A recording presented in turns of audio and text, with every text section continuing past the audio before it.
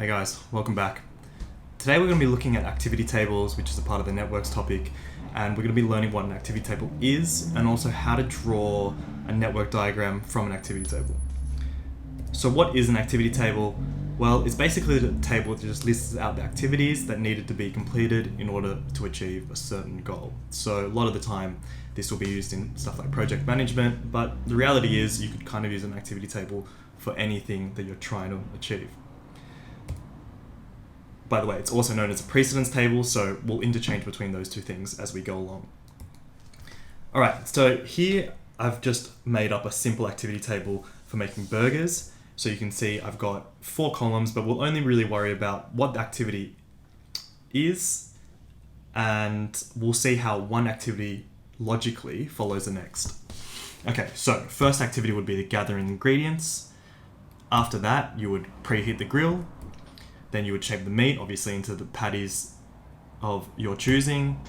Then you'd grill the burgers, toast the buns, assemble the burgers, and then lastly, serve the burgers up.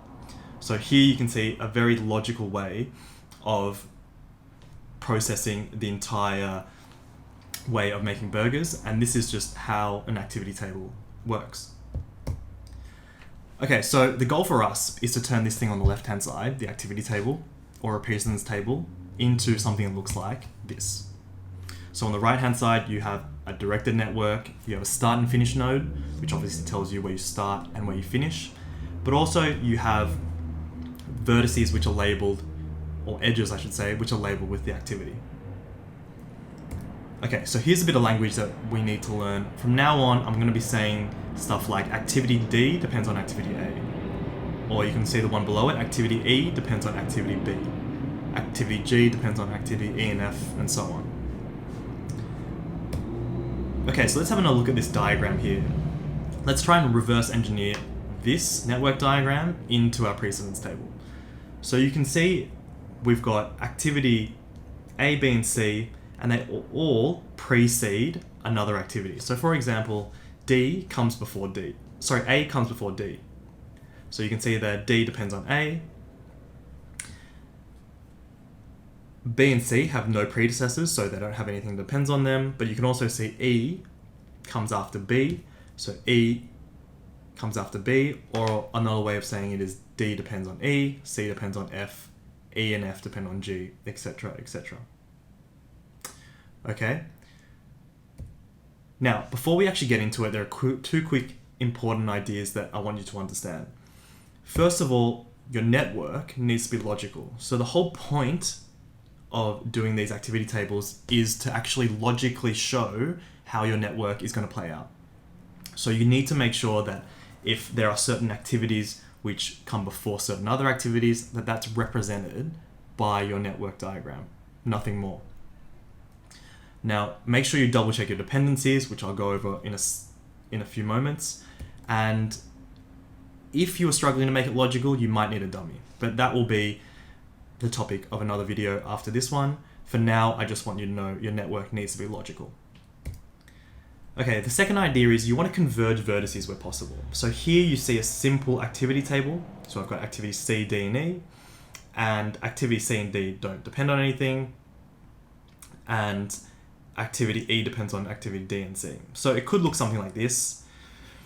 So C and D come out from here, and activity E depends on D and C. So what we want to do is we actually want to collapse C and D. We want to converge them so they go together, because at the moment they're not connected. So we want to make it look like that. So activity E depends on C and D.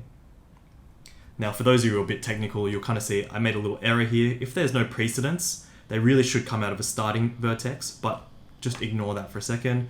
What's important is I want you to understand the idea of converging the edges.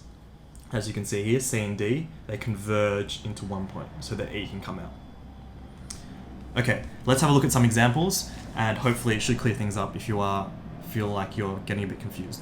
All right, so here we have an activity table, as you can see on the left-hand side, and we're just gonna go straight into it. So activity A, B, and C don't depend on anything. So I'm gonna draw a starting vertex, I'll call that S, and literally just go A, B, oh, that's a bit wonky. and C.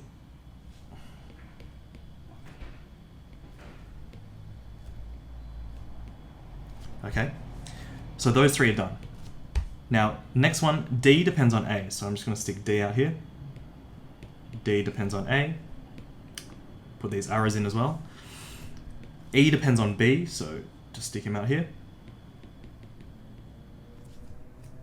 F depends on C, so put him out here. Now remember, a lot of the times when you do these, you probably have to redraw it, so don't stress too much, just treat it like a draft.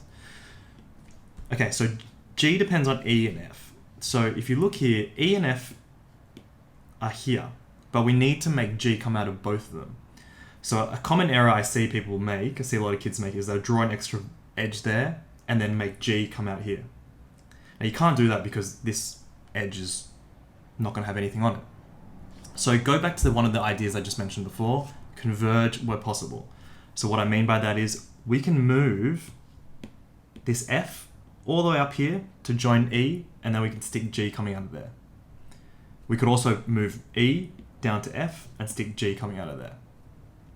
So let's just move F up and see how we go. Now get rid of the other one. And now I can stick G coming out of both E and F. That makes sense. Okay, H comes out of D, so just do that here. Lastly, I comes out of G and H. So once again, I needs to come out of both of these edges. So what are we going to do? We're going to converge them. So I'm going to keep G where it is, and I'm going to move H down like that.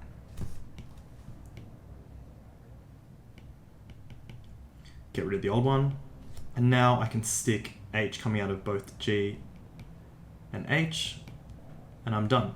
That's my finished vertex. Okay, cool. Let's look at the next example. Okay, now here is an activity table with an extra column which represents time, and all we got to do is basically label the time on the edge. It'll become apparent why we use this in the next part, which is critical path analysis, but for now, let's just keep drawing and get our skills up. Okay, so activity A doesn't depend on anything, so let's start with that.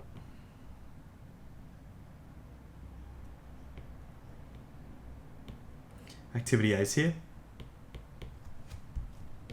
and has a time of 2, so I'm just going to write A, 2. Okay, activity B depends on A. Now, if we look ahead, activity C also depends on A. So what we're going to do is we'll draw one out here, write B, and write C here. So those two are done. Okay, D depends on C. Stick that out from C. D has a time of 2 hours. Okay, E depends on B. So once again, straight away like that. Okay, next one, F depends on D. So let's just keep going straight. Can always change it after. F depends on D. So it's all logical so far. All right, lastly, G depends on E and F. So once again, we've got a situation where we've got 2 leftover vertices and we need to actually bring them together so that we can make one activity come out. So E and F need to converge. So what I'm going to do is I'm going to keep E the same and just drag a new one. Oh, sorry, I'm going to keep F the same and relocate G. So relocate E, make it go down. Get rid of the old one. And now I can stick G coming out from here. All right, done. Let's look at one more. Okay, so a project requires activities A and F to be completed. The activity shows the immediate predecessors or prerequisites and the duration. So let's draw an activity network off this table. All right, so A depends on nothing. So I'll stick A out here. That's super messy. Let me redo that.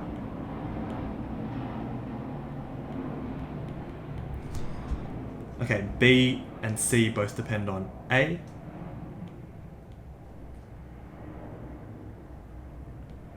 So this is B, and that's C. Those two are done. Activity D depends on activity B. D has a time of 2. Okay, E depends on C and D. Okay, so here we now have another situation where we need to get E coming out of these two. So when you have a situation like this, where you have two edges going nowhere, just converge them. So I'm going to keep D where it is, and I'm going to move C up like that.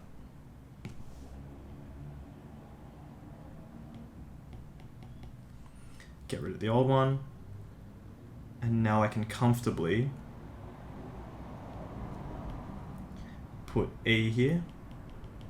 So E depends on C and D, that makes sense. And then lastly, F depends on E. So F depends on E, and we have a finish there. Okay, so that was an introduction to what activities tables are and actually how to draw network diagrams from them. In the next video, we're going to be looking at the idea of dummies. Now, this is when many students start to get really, really confused, but hopefully we can explain it in a way that will make sense and give you some rules of thumb that make sure you get it every time. All right, hope that helped. If you have any questions, let me know in the comments. Otherwise, I'll see you in the next one.